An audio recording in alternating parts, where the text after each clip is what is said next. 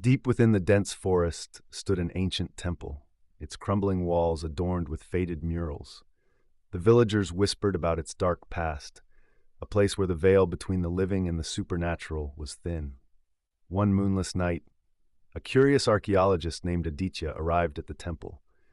Armed with his lantern and notebook, he stepped over the threshold, unaware of the malevolent force that awaited him. As Aditya explored the temple's hidden chambers, he felt a chill in the air. The walls seemed to whisper secrets, and shadows danced across the floor. He stumbled upon an ornate door, its carvings depicting a beautiful maiden with eyes that held both sorrow and rage. Ignoring the warning signs, Aditya pushed open the door. Inside he found a mirror, an exquisite creation that seemed out of place in the decaying temple.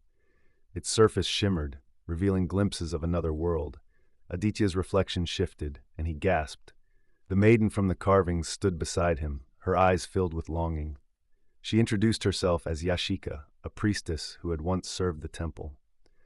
Centuries ago, she had been betrayed by her lover, cursed to wander the mortal realm as a vengeful spirit. Yashika's story unfolded, a tale of forbidden love, betrayal, and a desperate pact with dark forces. She yearned for redemption, but her anger consumed her. She pleaded with Aditya to break the curse, promising him untold knowledge in return. Driven by curiosity and compassion, Aditya delved into ancient texts seeking a solution. He discovered a ritual that required a rare gem, the heart of the forest. Legend had it that the gem lay hidden in a cave guarded by a monstrous serpent. Guided by Yashika's spectral presence, Aditya embarked on a treacherous journey. The forest whispered warnings, and eerie cries echoed through the trees. Yet, he pressed on, fueled by determination and a desire to free Yashika.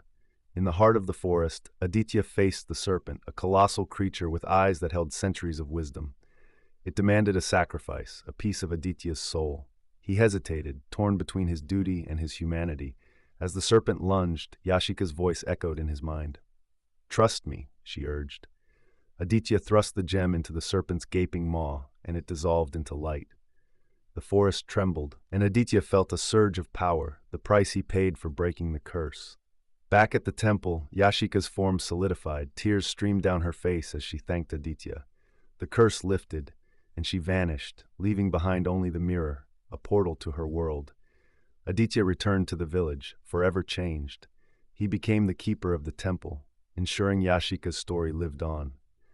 And on moonless nights, when the wind whispered through the ruins, villagers swore they heard her laughter, a bittersweet melody of love and loss.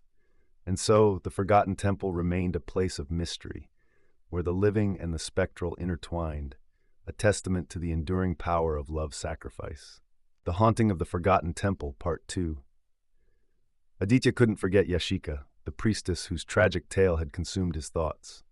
The mirror remained in the temple, its surface still shimmering with secrets. He wondered if Yashika watched him from her spectral realm. Months passed, and Aditya's obsession grew. He studied ancient texts, seeking clues about Yashika's origins. The villagers whispered that he was bewitched, but he paid no heed. The temple became his refuge, and the forest his confidant. One stormy night, lightning illuminated the temple's crumbling walls. Aditya stood before the mirror, tracing the carvings. "Yashika," he whispered, "where are you?" The mirror rippled, and Yashika materialized. Her eyes held both gratitude and sorrow. "Aditya," she said, "you've become my lifeline, but I fear the darkness encroaches." She revealed a prophecy. The temple's curse was tied to an ancient deity forgotten by time. To break it, Aditya needed 3 artifacts: the heart of the forest, which he'd already sacrificed, the tear of the moon, and the breath of dawn. Aditya's quest intensified. He trekked to the moonlit lake, where the tear of the moon lay hidden. A silver lotus bloomed at its center, its petals glistening. As he plucked the tear, the water whispered secrets of lost love and betrayal.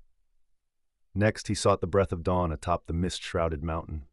There, an ancient tree stood, a sentinel guarding the first light of day. Its leaves held the essence of dawn itself. Aditya climbed, battling icy winds, until he held a single leaf. Finally, he returned to the temple. Yashika watched as he placed the tear of the moon and the breath of dawn before the mirror.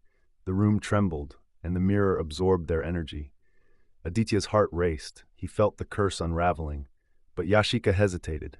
"Aditya, she said. The final step requires sacrifice. The mirror demands a life force, the price for breaking the curse. Aditya's resolve wavered. He thought of the villagers, the forest, and Yashika herself. Could he sacrifice his own life to free her? Yet love and duty warred within him. As dawn approached, he made his decision. Yashika, he said, I'll give my life willingly, but promise me this curse ends forever. She nodded, tears in her eyes. Aditya stepped into the mirror, feeling its hunger. His body dissolved, merging with the artifacts. The temple trembled, and Yashika screamed, a sound that echoed through time. When the dust settled, the mirror cracked, releasing a blinding light. Yashika stood whole, mortal once more. She wept for Aditya, who'd become part of the temple's foundation. The villagers found her there, whispering her lover's name.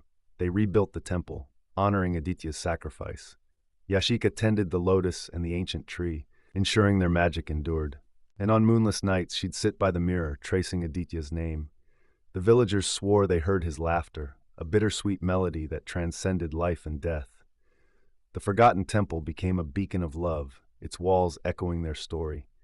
And Yashika, now mortal, vowed to cherish every dawn, every tear, and every memory of the man who'd